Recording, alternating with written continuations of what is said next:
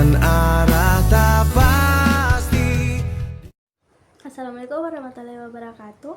Halo semuanya. Dalam video ini saya akan membahas tentang infrastruktur politik. Semoga penjelasan yang saya berikan dapat memberikan pemahaman yang jelas dan bermanfaat kepada kita semua.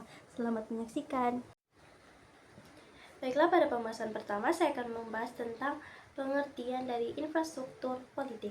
Infrastruktur politik adalah lembaga politik atau mesin politik non-formal yang berperan secara tidak langsung dalam pengambilan kebijakan-kebijakan politik yang diambil oleh suprastruktur politik, guna sebagai penyalir atau penyampai aspirasi dalam berbagai kelompok pada suatu negara dalam lapisan manapun.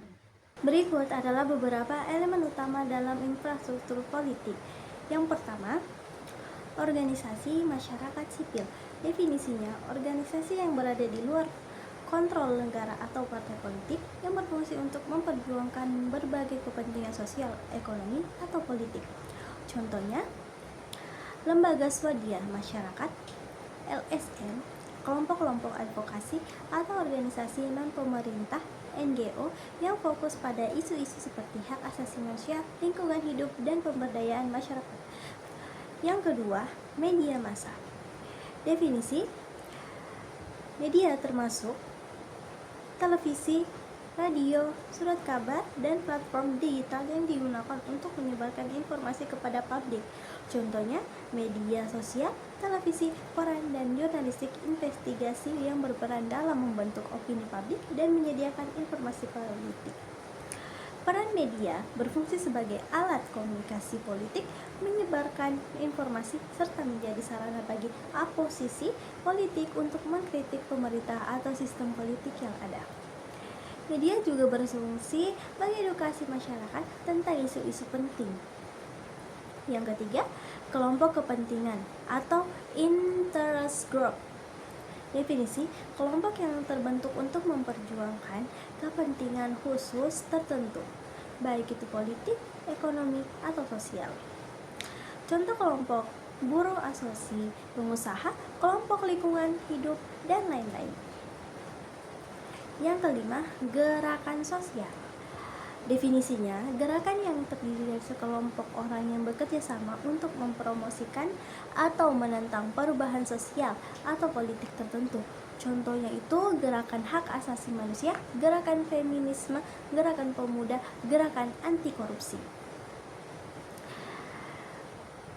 Yang keenam, keluarga dan juga jaringan sosial. Definisinya, jaringan sosial di dalam masyarakat yang bisa mencangkup hubungan kekeluargaan, pertemanan, atau relasi sosial lainnya yang memungkinkan penyebaran nilai dan pandangan politik. Contohnya, pembicara politik di lingkungan keluarga, kelompok, pertemanan, atau jaringan sosial di tempat kerja. Perannya yaitu kelompok-kelompok ini seringkali menjadi saluran untuk berbagi ide dan membentuk opini politik meskipun mereka tidak terorganisasi secara formal. Dalam beberapa kasus, pengaruh sosial dari keluarga atau teman dapat membentuk pandangan politik seseorang.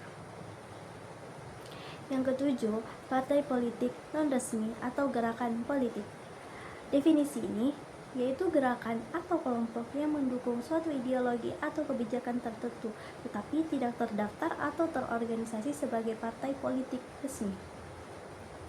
Contohnya yaitu kelompok-kelompok yang mempromosikan ideologi tertentu seperti kelompok radikal atau kelompok basis agama yang mengajak perubahan politik. Perannya, meskipun tidak terstruktur secara formal, kelompok ini bisa memengaruhi agenda politik atau bahkan menjadi kekuatan alternatif dalam menentang kebijakan pemerintah atau sistem yang ada. Yang ke-8 itu kebudayaan politik.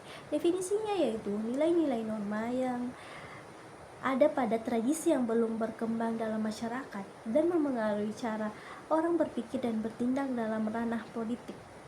Contohnya, yang ke-9 itu jaringan sosial dan aktivisme digital. Definisinya yaitu aktivisme yang dilakukan media sosial dalam platform digital lainnya.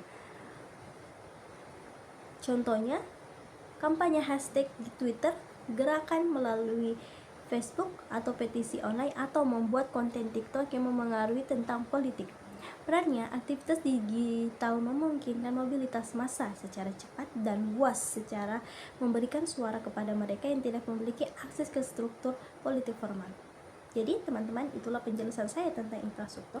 Bisa kita simpulkan bahwa infrastruktur politik memainkan peran yang sangat penting dalam memengaruhi proses politik. Meskipun tidak terstruktur secara resmi, elemen-elemen seperti media massa, kelompok kepentingan tokoh publik, dan gerakan sosial memiliki pengaruh yang besar dalam membentuk opini politik publik, memengaruhi kebijakan pemerintah, dan meningkatkan partisipasi politik.